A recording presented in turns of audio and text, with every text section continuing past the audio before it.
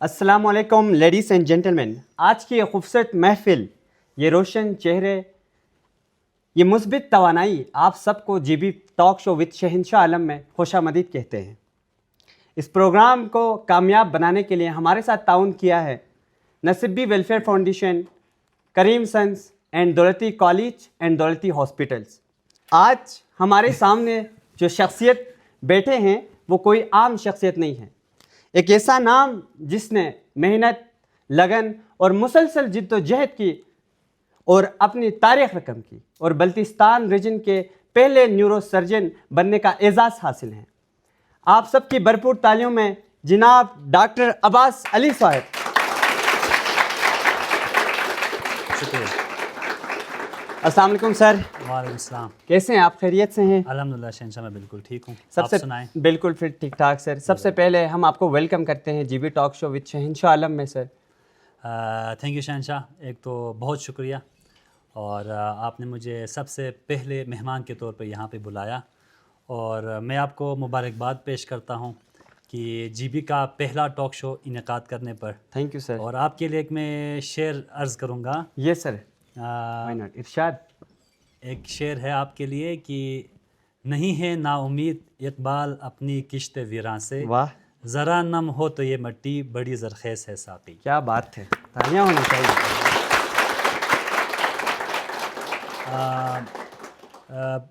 मैं उम्मीद करता हूँ आगे भी, और आपकी और आपकी पूरी टीम इसी तरह नौजवानों को इस तरह का प्लेटफार्म मुहैया करते रहेंगे इंशाअल्लाह और जीबी का नाम रोशन करते रहेंगे इंशाअल्लाह। और हमारे लिए ये एजाज़ की बात है सर, आज आप हमारे दरमियान हैं सर। शो की गहराइयों में जाए, पहला सवाल ये बनता है कि आप डॉक्टर बनना नहीं चाहते थे, आप एक टीचर बनना चाहते थे। इसकी क्या स्टोरी है? बिल्कुल, मुझे लगता है आप पूरी रिसर्च करके आए हैं। जाहिर सी बात है सर। हाँ यार, टीचर बनना चाहता था मैं, क्योंकि जब आप स्कूल जाते हैं आपके इर्द गिर्द मोस्टली आपका टीचर ही होता है। बिल्कुल, और आपका टीचर आपका रोल मॉडल होता है। बिल्कुल ऐसे। तो मैं भी अपने टीचरों से बहुत इंस्पायर था, और मैं वाकई टीचर बनना चाहते थे। फिर आगे क्लासेस बढ़ते गए, आगे फर्स्ट ईयर, सेकेंड ईयर, फिर उसी हिसाब से मेरा माइंड चेंज हो गया, और अब आज मैं इस मकाम पर। माशाल्लाह सर, ज़बरदस्त। क्या सर आपने सोचा था कि आप बल्तिस्तान रीजन के पहले न्यूरो सर्जन बनेंगे? नहीं, मैंने कभी नहीं सोचा कि मैं न्यूरो सर्जन बनूंगा, लेकिन मैं जनरल सर्जन बनने का सोचा था। मैंने मतलब शुरू से जब से मैंने मेडिकल फील्ड चूज़ की, तो मैंने मतलब इरादा किया था कि मैंने जनरल सर्जन ही बनना है। अच्छा, चीड़ फाड़ करने वाला ही बनना बस आप ऐसा ही समझे। लेकिन ये शुरू से मतलब जब हमारे मेडिकल को उसमें कोर्स में ना सर्जरी की कुछ स्पेशल सब्जेक्ट्स होते हैं जो कि सर्जन से रिलेटेड करते हैं। जैसे एनाटॉमी, आप सबको पता है। एनाटॉमी में बड़ी दिलचस्पी से पढ़ता था। डायसेक्शन हार में मतलब बड़ी उसके साथ लगन के साथ डायसेक्शन में आमतौर पर हम मुर्दुम के ऊपर डायसेक्ट करते हैं ना। अच्छा। मुर्दुम के ऊपर तो डेड बॉडीज़ होते हैं, उनके ऊपर बहुत सारी चीज़ें चीर फाड़ करना, हम उसके साथ स्कैल्पल के साथ ना। तो मुझे बड़ा शौक़ था, और ख़ास तौर पर जब फाइनल में हमारी जनरल सर्जरी की जो बुक्स थी, बेली एंड लव, ये एक नाम है एक जनरल सर्जन के लिए ख़ास तौर पर एक स्पेसिफिक बुक है, तो उसको मैं बड़े शौक़ से पढ़ता था। तो मेरे शुरू से ही था कि मैं जनरल सर्जन बनूंगा। हाँ, न्यूरो सर्जन बस बन गई। अच्छा, ज़बरदस्त सर। आज आप इस मुकाम पर हैं, हज़ारों नौजवान आपको देख के ख्वाब बनाते हैं, क्या कहेंगे इनके लिए? आप एक रोल मॉडल हैं इस टाइम में बल्तिस्तान रीजन के लिए। बिल्कुल, जब आप कामयाब इंसान बनते हैं ना, तो हर कोई चाहता है कि उस तरह का बने। हाँ, मेरे अलावा बहुत सारे ऐसे कामयाब इंसान हैं कि जिनको देख के हम सोचते हैं कि हम उसकी तरह बने, उसके नक्शे कदम पे चलें। तो बस ये है कि नौजवानों के लिए यही है कि आप मेहनत करें, लगन के साथ, सिंसेर के साथ, जो भी फील्ड चूज़ करता है, तो इंशाल्लाह ताला आप भी कामयाब होंगे। सर, हर कामयाबी के पीछे एक जवानी होती है, बिल्कुल, एक कहानी होती है। आपके पीछे क्या कहानी है? वो मोहल्ले की गलियों से स्टार्ट होता है कॉलेज के गेट तक, कोई ऐसी कहानी रही है आपके साथ भी? यार देखिए, हर कामयाब इंसान के पीछे लंबी कहानी होती है। बिल्कुल, लेकिन जो कहानी तुम सोच रहे हो ना, वो नहीं है। अच्छा। हाँ,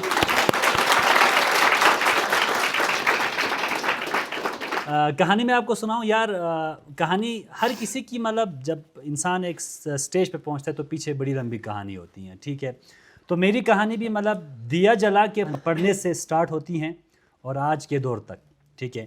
और ख़ास तौर पर जब मतलब मैंने 1998 से मतलब नर्सरी में दाखिला लिया था ना, तो उस वक़्त तख्ती होती थी, हम कलम दवात से लिखते थे और तख्ती मिटाते थे, फिर उसको ख़ास तौर पर ये छोड़दा होता है, हम बल्ती में जिसे बोलते हैं, पत्थर होते हैं, उससे उसको शाइन करते थे। मतलब वो तख्ती को रगड़ रगड़ रगड़ के ना शाइन लाते थे तख्ती के ऊपर, फिर उसके ऊपर लिखाई होती थी, तो बड़ा अच्छा होता था। तो वहाँ से स्टार्ट हुई है। अच्छा। इसके बाद नॉर्मल गवर्नमेंट स्कूल में, किसी हाई फाई स्कूल में मैं एडमिशन नहीं लिया, ठीक है। नॉर्मल स्कूल जैसे कि गवर्नमेंट स्कूल में होते हैं, वहाँ मैंने तालीम हासिल की। इसके बाद मैट्रिक तक गवर्नमेंट हाई स्कूल मेहंदियाबाद में मैंने तालीम हासिल की। अच्छा, ठीक है। अच्छा। बस ये है कि अपनी तरफ से मेहनत करते रहे, घर के काम करते थे, मतलब दोस्तों के साथ खेलते थे, कूदते थे, मतलब हर सोशल एक्टिविटीज़ में हिस्सा लेते थे। ये स्कूल में बज़्म अदब होते उनमें हिस्सा लेते थे। तो ऐसा नहीं है कि मतलब पिन पॉइंट में स्ट्रिक रहा हूँ, ऐसा नहीं है। तो इसके बाद फिर शहर में गए, कराची जैसे शहर में। कराची में जिस वक्त तो ख़ास तौर पर MQM का दौर था, तो अच्छे खासे मसले मसाइल होते थे। वहाँ मैंने FSC की, फिर आके एडमिशन हो गया मेरा बहावलपुर में कायद-ए-आज़म मेडिकल कॉलेज में मैंने एडमिशन लिया, वहाँ मेरी ग्रेजुएशन थी। इसके बाद मैंने FCPS के लिए एडमिशन लिया CPSP कराची के थ्रू, फिर मैंने रेजिडेंसी स्टार्ट की। एट द एंड आज मैं न्यूरो सर्जन और बल्तिस्तान का वाहिद न्यूरो सर्जन बन के आज ये यहाँ पे हूँ। बहुत ज़बरदस्त।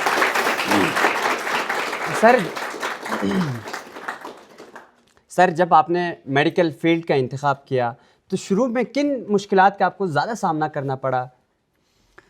बिल्कुल यार, मेडिकल फील्ड जब आप चूज़ करते हैं ना, तो हर कोई कहता है कि ये मुश्किल फील्ड है, हर कोई कहता है मुश्किल फील्ड है। इसकी अलग एक जहनी टेंशन होती थी कि यार मुश्किल फील्ड है, मुश्किल फील्ड है। फिर हर एग्ज़ाम में सप्ली आती हैं, फिर मेडिकल फील्ड में सप्ली आए, फिर साल ज़ाया हो जाते हैं, वो सारे टेंशन अलहदा से, ठीक है। जब आप शहर में निकलते हैं तो फाइनेंशियली, मतलब हम कोई हाई फाई फैमिली से नहीं, लो मिडिल क्लास फैमिली से निकल के ऊपर आए ना, तो फाइनेंशियली काफ़ी सारे मुश्किलात थे। और ख़ास तौर पर जब हमारे, चूँकि मैं मतलब शुरू से गवर्नमेंट स्कूल में पढ़ता था, तो हमारे स्कूल में शुरू में उर्दू नहीं बोलते थे, बल्ती बोलते थे, ठीक है।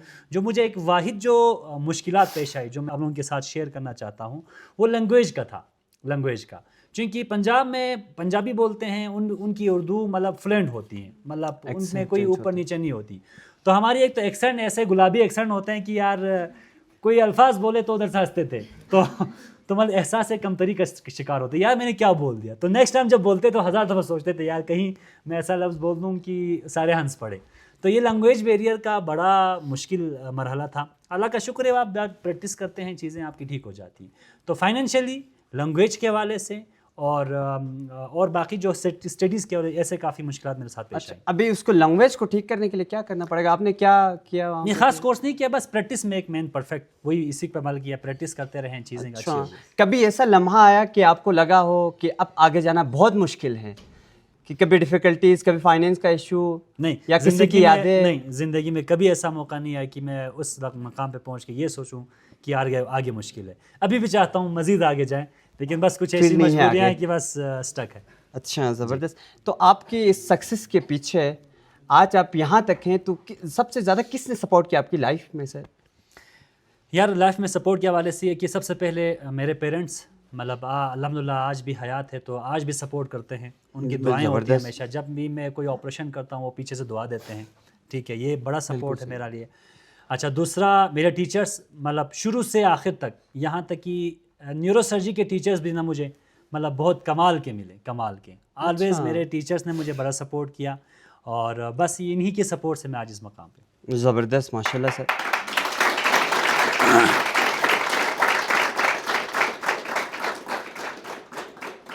आज सर, जब आप पीछे मुड़कर देखते हैं अपनी जवानी को, तो आप अपनी जवानी को कैसे बयान करेंगे आज के इस टाइम के नौजवानों के लिए? उस टाइम दौर तो बिल्कुल अलग था आपका। यार ऑन द लाइटर मूड, हर किसी को अपनी जवानी बड़ी अजीज होती है। तो आपकी जवानी कैसे? बहुत खूबसूरत होती है। ठीक, मेरी जवानी यार बस मेहनत में गुजरे, मतलब स्ट्रगल लाइफ, आपकी स्ट्रगल लाइफ। मतलब 2008 के बाद, मतलब जब आपकी मैट्रिक में होते तो आप यंग होते हैं, काफ़ी यंग होते हैं। बिल्कुल। तो मैट्रिक 2008 में मैंने मैट्रिक की है, 2008 से लेके 2023 तक सिर्फ और सिर्फ ये मेडिकल स्टडीज़ के स्ट्रगल में गुजरी है। बाकी जवानों के तो जोश होते हैं बेटा, अभी के जो जवान हैं 9-10 के।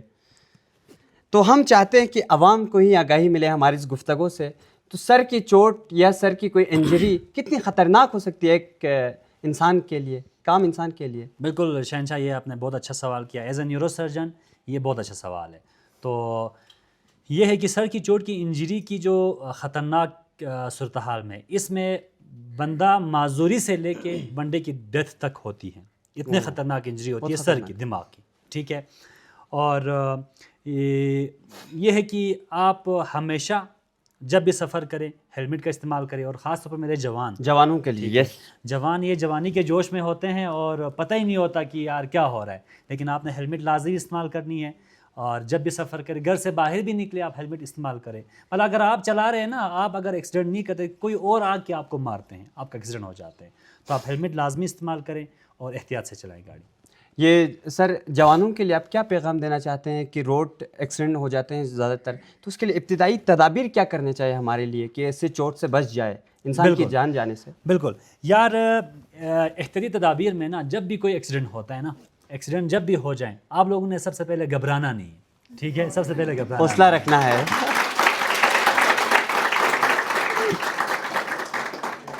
अच्छा, जब भी एक्सीडेंट होता है, सर की चोट लगती हैं या गर्दन की चोट लगती हैं, तो आपने सबसे पहले ये काम करना है कि मरीज़ को बग़ैर घबराए आपने देखना है कि सबसे पहले एयरवे आपने सिक्योर करनी है। एज ए डॉक्टर मैं आपको, आप लोग इस तक में ये सारे मेडिकल फील्ड से ताल्लुक़ है, तो मैं आपको ये बता दूं, एयरवे सिक्योर करनी है। मुंह में अगर कोई खून का लोथरा है या कोई सिक्रेशन है या कोई ऑब्स्ट्रक्शन है, आप उसको फ़ौरन हाथ से निकालें, किसी तरह उसका एयरवे सिक्योर करें, ठीक है।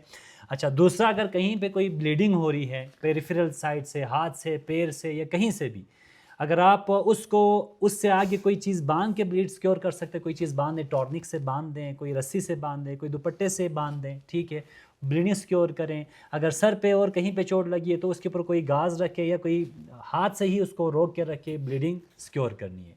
तीसरा, अगर सर की चोट, गर्दन की चोट अगर आपको लग रही है, मरीज़ को गर्दन में बहुत पेन हो रहा है, तो आपने उसको गर्दन को इमोबिलाइज करना है। ये बहुत ज़्यादा लाजमी है, इमोबिलाइजेशन जिसे बोलते हैं, इमोबिलाइज, बिल्कुल स्टैटिक रखना है गर्दन को।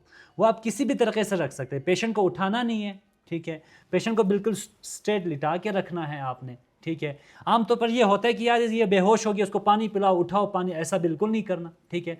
जो भी बेहोश पेशेंट है उसमें अगर आप पानी पिलाएंगे तो एस्पायरेट करेंगे, मज़ीद काम ख़राब हो जाएंगे, ठीक है ना। तो आपने इस गर्दन को इमोबिलाइज रखना है। और बाकी जब तक 1122 वालों को कॉल करके जब तक एम्बुलेंस नहीं आती, कोशिश करना है पेशेंट को आप इमोबिलाइज ही रखें। तो सर ये एक कहानी थी, मतलब कहानी है या मैं समझूं कि एक सक्सेस स्टोरी है ये आपकी, कि एक एक्सीडेंट हुआ था, एक वाक़या था, जो एक केस आपके पास आया था, वो क्या था? अच्छा, बिल्कुल, आपने सही याद दिलाया। मेरे पास 2 ऐसे केसेस हैं जो किसी ट्रॉमा से रिलेटेड है, ठीक है। एक केस है जो कि बाबूसर टॉप में एक्सीडेंट हुआ था, एक फ़ीमेल पेशेंट थी और एक्सीडेंट हुआ था, और वहाँ खुशकिस्मती से उसको एक डॉक्टर मिले, और डॉक्टर ने असेस किया कि यार उसको गर्दन में अच्छा खासा पेन है, अच्छा। जिसकी वजह से वो गर्दन हिला ही नहीं सके। तो डॉक्टर ने महसूस किया इसको सर्वाइकल इंजरी है। तो डॉक्टर साहब ने क्या किया, उसको इमोबिलाइज किया। इमोबिलाइज उसको मतलब, एक तो उसने उसको हिदायत किया आपने हिलना नहीं है, गर्दन को नहीं हिलाना, उठ के नहीं बैठना। साथ में उस डॉक्टर साहब ने ये किया था, उस वक्त मैं इस्लामाबाद में था, तो डॉक्टर साहब ने किसी गत्ते से उसको गर्दन के कॉलर बनाया था, गत्ते से, आम जो गत्ता मिलता है ना, उससे गर्दन का कॉलर बनाया था और इमोबिलाइज किया, और पेशेंट को स्पाइन बोर्ड पे एम्बुलेंस में शिफ्ट किया और इस्लामाबाद पहुंचे। तो उसका सीटी स्कैन, एक्सरे वगैरह हुआ, तो वाकई उसको गर्दन की चोट थी, ठीक है।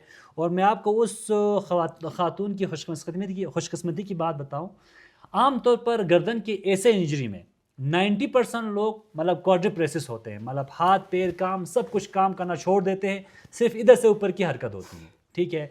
उस डॉक्टर साहब की ये इमोबिलाइजेशन वाली टेक्निक से गर्दन का जो काटन से जो सर्वाइकल कॉलर बनाया था, उससे उस खातून की जान बच गई, उसको डिसेबिलिटी से उसको मतलब बचाया डॉक्टर साहब ने। तो हमने वहाँ पे सर्जरी की, सर्जरी सक्सेसफुल रही, अभी वो खातून चलती फिरती है, कोई मसला नहीं है पेशेंट को।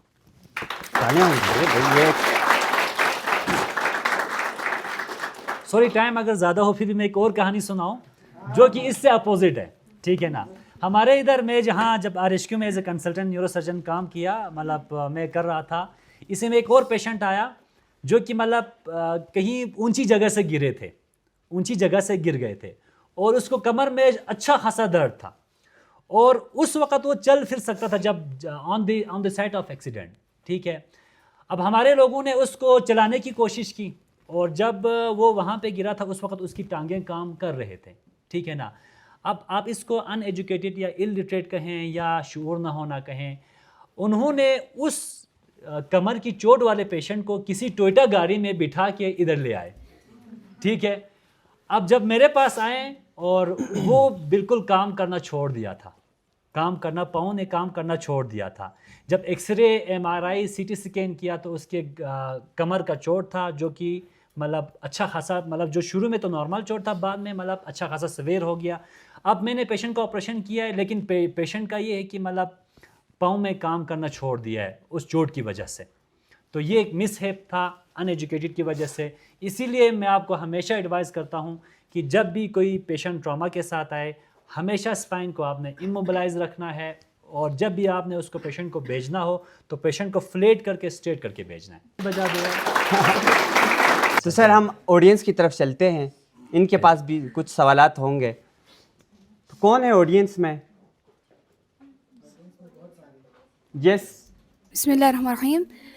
एक तो मेरा सवाल ये है कि अभी डॉक्टर साहब ने कहा था कि हमारे यहाँ जो नौजवान हैं नस्ल, यानी वो लोग बाइक चलाते हुए एज हेलमेट पहने, क्योंकि ये एक एज जैसे कि हमारा क्रेनियम हेलमेट की तरह काम करता है, वो आपके ब्रेन को सर्जरी से जो बचाता है।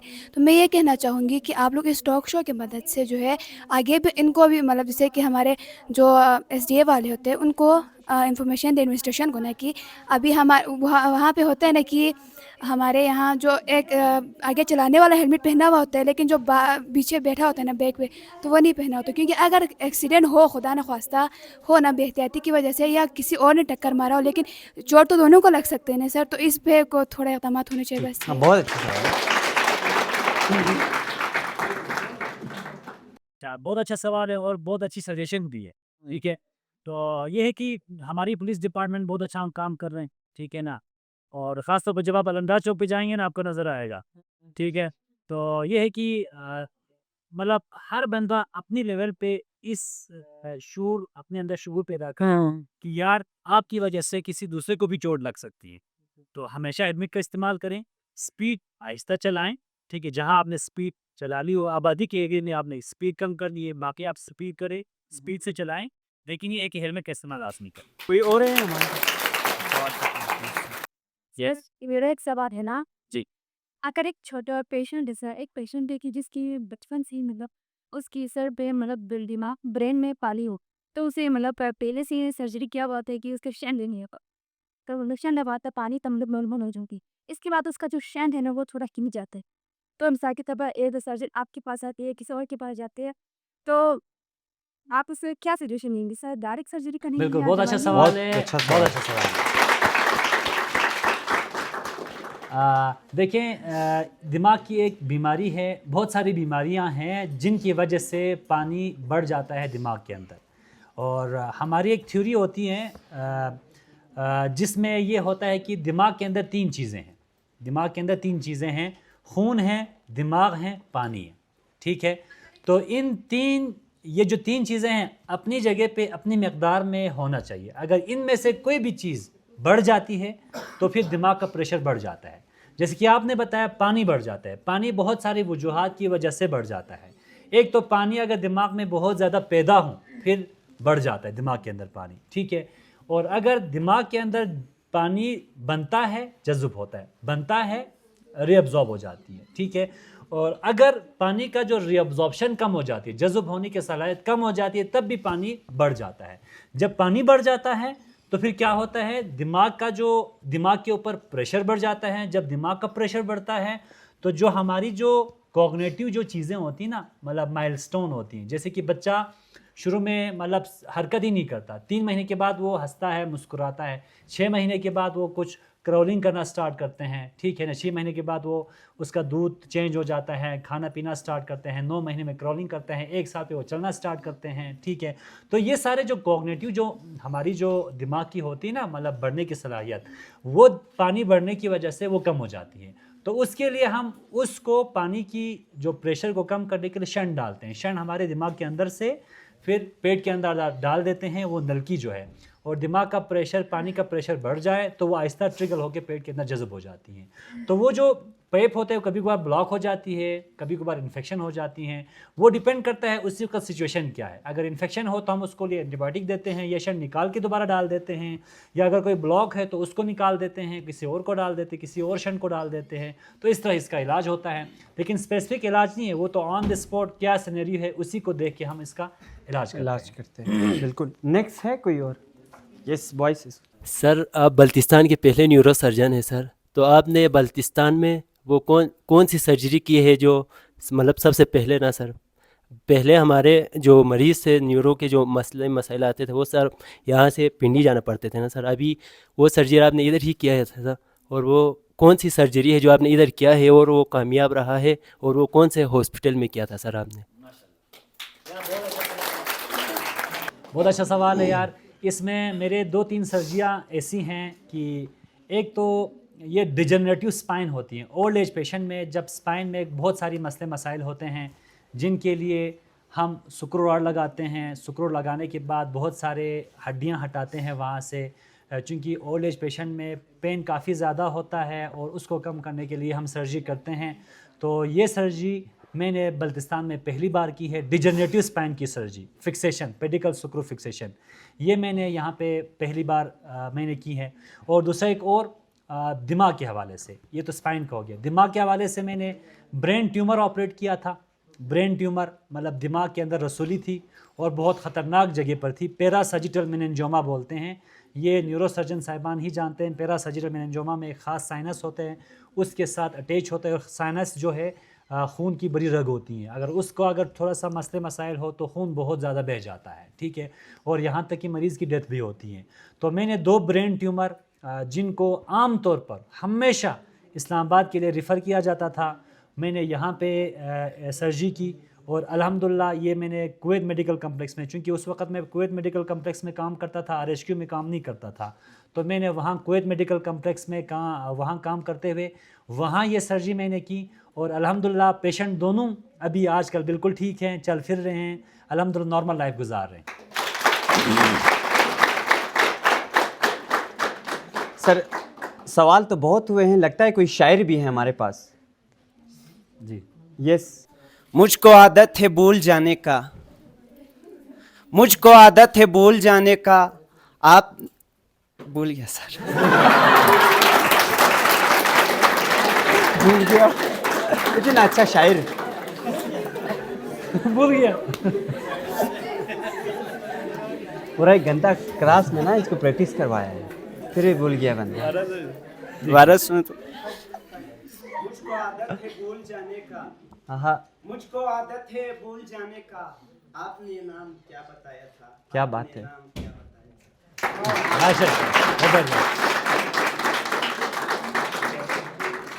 सर हम अगले राउंड की तरफ बढ़ते हैं, जिसका सेगमेंट का नाम है हॉट सीट, जिसमें आपने फटाफट से जवाब देने हैं।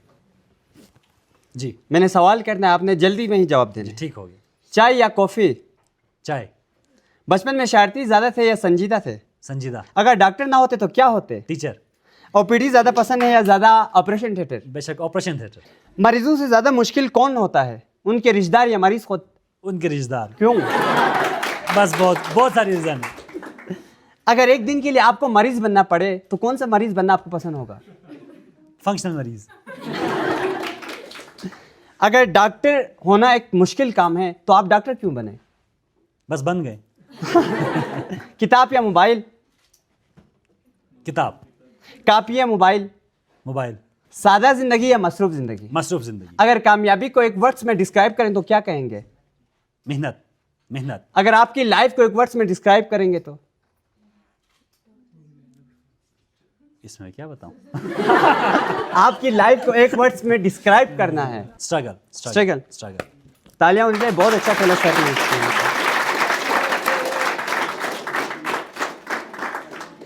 अब बारी है हमारे ऑडियंस की, और हमारे पास कुछ गिफ्ट्स भी हैं, क्वेश्चंस आंसर वाला गिफ्ट्स है। हम क्वेश्चंस करेंगे, आप लोग आंसर देंगे। कोई है हमारे साथ? यस, आएंगे आप लोगों की तरफ। न्यूरो सर्जन बॉडी के कौन से हिस्से का इलाज करता है? हमारे ब्रेन नर्वस सिस्टम को सिर्फ नर्वस सिस्टम का करता है? Spinal cord. Good answer. सही आंसर है। और नेक्स्ट, MBBS का फुल फॉर्म क्या है? Bachelor of medicine and bachelor in surgery. Ready. Good answer. और लास्ट कौन है हमारे साथ? यस, इसको दे दे, इनको दे दे, इनको दे दे। माइक इनको दे दे।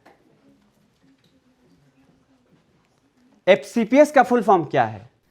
Fellows of Medicines, Fellows of College of Medicines and Surgeons. बहुत अच्छा है।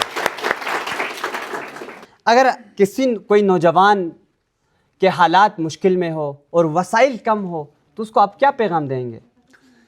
यार मेरे नौजवानों के लिए यही पैगाम है कि आपने मतलब ये कभी नहीं सोचना, अगर आप मेहनत करते हैं, लगन से पढ़ते हैं, किसी चीज़ के कहीं पे आप बनना चाहते हैं, किसी मकाम पे आप पहुंचना चाहते हैं, तो आपने ये नहीं सोचना कि यार मुझे सपोर्ट करने वाले नहीं है, मैं फाइनेंशियली मतलब स्ट्रांग नहीं है।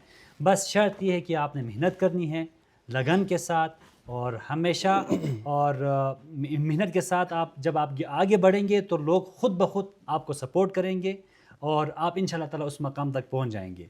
और मेरी तरफ से ये है कि जो भी यहाँ पर ऑडियंस के अलावा जो भी किसी स्ट्रगल में है या मेरी अगर खिदमत की ज़रूरत है तो मैं हमेशा हाज़िर हूँ, ठीक है। मेरे जो क्लिनिक के दरवाजे हमेशा उनके लिए खुले हैं। किसी भी जगह अगर आप हॉस्पिटल RHQ हॉस्पिटल में होता हूँ, अगर आप मुझे अप्रोच नहीं कर सकते तो आप मेरे क्लिनिक में किसी भी टाइम आ सकते हैं, जो कि बल्तिस्तान कॉम्प्लेक्स में है। वहाँ किसी भी टाइम आके मुझसे मिले, मैं उस नौजवान की खिदमत के लिए तैयार हूँ। बहुत अच्छा। सर, गिलगित बल्तिस्तान के नौजवानों के लिए आप क्या ख्वाब रखते हैं आने वाले कुछ टाइम के लिए, आने वाले कमिंग्स डॉक्टर के लिए? बिल्कुल यार, मेरा बहुत अच्छा ख्वाब है। अच्छा। और मैं सोचता हूँ यार, मेरा ख्वाब है कि ये सारे डॉक्टर बने। सर, सारे डॉक्टर बने तो मरीज कौन बनेगा? आखिर में सर, गिलगित बल्तिस्तान के लिए आप क्या पैगाम देना चाहते हैं? गिलगित बल्तिस्तान के लिए यही पैगाम है यार, माशरे में अमन कायम करें, हमेशा खुश रहें, अपना हर कोई अपनी इस्तिताअत के मुताबिक मेहनत करते रहें, माशरे को तरक्की की राह पे गामज़न करें। बहुत अच्छा। सर, आपका बहुत बहुत शुक्रिया, आप आ गए और हमारे शो को चार चांद लगाया, और ऑडियंस का भी, आप लोग सबका बहुत बहुत शुक्रिया। इंशाअल्लाह मिलते रहेंगे अगले एपिसोड के साथ। खुदा हाफिज़।